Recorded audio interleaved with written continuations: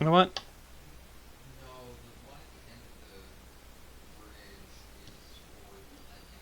10 points. So I bet that footage was a little confusing. What do I mean by 10 points? And why did I seem a little hesitant there? Well, that's because of this is the tabletop game Grove. Tabletop game that I really love, but I also am really angry at every time I play. Mainly because every single time it always feels like the game has given me just one step away from a full victorious position. And I'm here to just break all of this down and hopefully get you to pick up this very interesting game yourself. The way the game works is that you're trying to build out a sort of grove full of nice fruit-bearing trees. The way you do this is by you take cards in your hand and you lay them on top of each other based on matching colors. If the colors match, congratulations! You can add a little die on top up in order to keep track of how many fruit there are. For example, if there are 2 oranges in a stack, you will take an orange die and place it on top of those to mark that there are 2 oranges. If you manage to stack 7, congratulations! You can just turn the die over to a fruit basket and you can gain 10 points instead of just a measly 7 points. And hey, if you're lucky and smart enough, you can actually stack 8 on a square and go ahead and place the wheelbarrow on top of it, making it worth 15 points instead of 10. Sadly though, this can only be done once a game. So far, so simple. However, it would be a little disingenuous to say it was just trees. There's a second type of card, the field. Fields are blank spaces that can be laid down and just take up any space on the board you want. If you lay it on top of, say, a completely empty tree, that's fine. If you lay it on top of a tree with a die, that's also fine.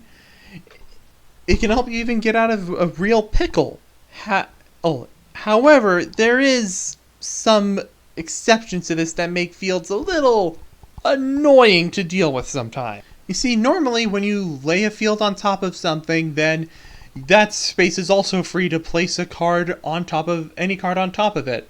Except if there's a die on top of it. Then, guess what? You have to now match a tree that is of that die's color instead of any color you want. And oh hey, pay attention to where your baskets are, because if you manage to put a field on top of a tree that has a basket on it, then congratulations! You lose that entire basket because any die that is on top of a field by the end of the game cannot be counted for points.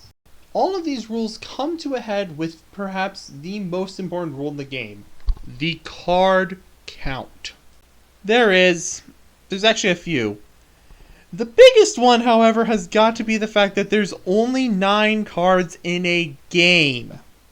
Yes, you heard me, only 9 cards. It's right in the title of the game. It's a 9-card solitaire game.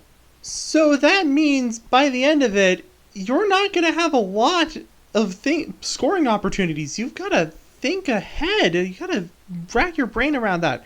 Especially since these cards just sometimes feel like they're not made to mesh well together at all. And really, that's what makes this game work. Seriously.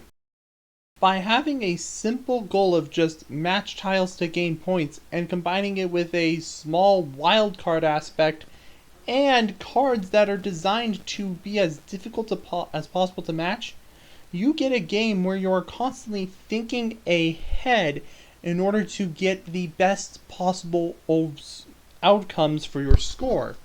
And there is also recipe mode, a mode that is not high score based. Instead, you just get a target score. However, this also introduces some interesting things in the form of the modifiers on the cards themselves. Like, say, double points if you get all the orange dice on your board. Suddenly, you get an extra layer of strategy because you have to think about how to get the goals that are on the cards while also maximizing the points that you get from your actual grove. All in all, this game is amazing and you should at some point think about picking it up if you have the chance. It's amazing and honestly a nice thing to have on campus if you are ever bored.